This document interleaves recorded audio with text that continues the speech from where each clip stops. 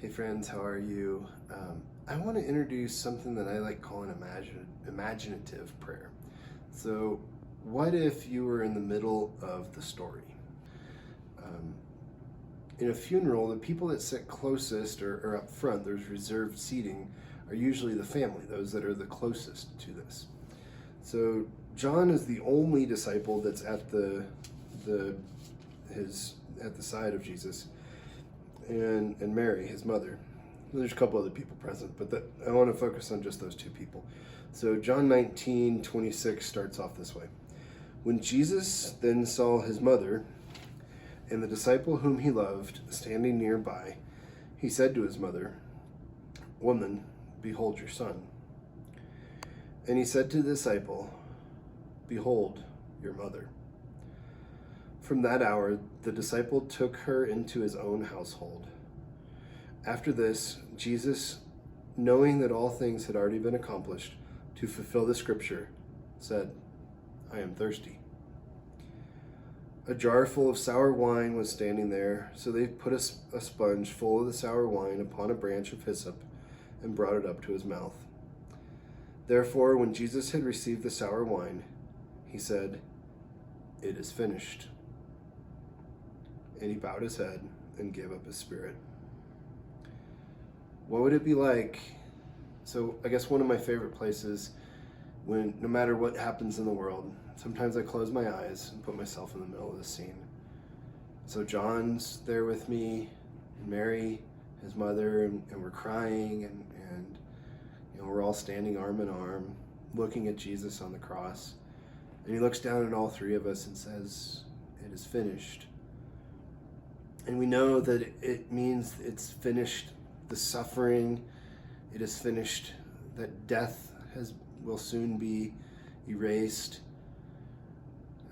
I, unlike Mary and John, know that Jesus will come out of the grave, but yet I can stand there and say, "It is finished," the resurrected life.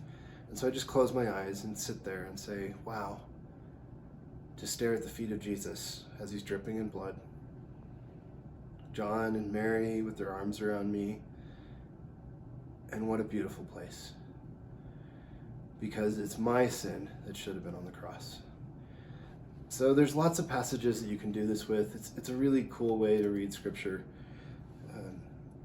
When the world's really nutty for me, I sit in that spot and just kind of embrace Mary and John. And I can see in their eyes the grief and the suffering, and they can see into mine. But yet there's celebration, as he says, "It is finished," because whatever it is I'm dealing with, I can just sit with that and say, it's gone.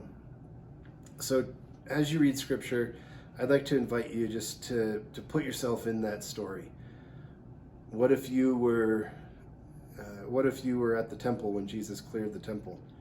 What if you were there when he arose into the clouds? What if you were there at Pentecost?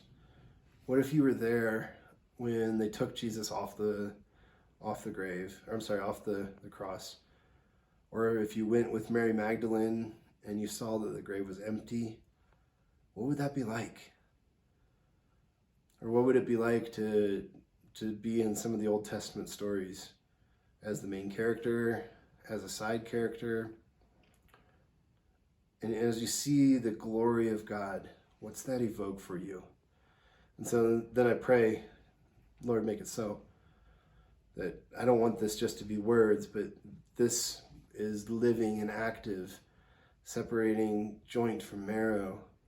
So in the living and active aspect of the word, go into scripture, imagine yourself there, and watch what Jesus does as you see him face to face. Bless you guys.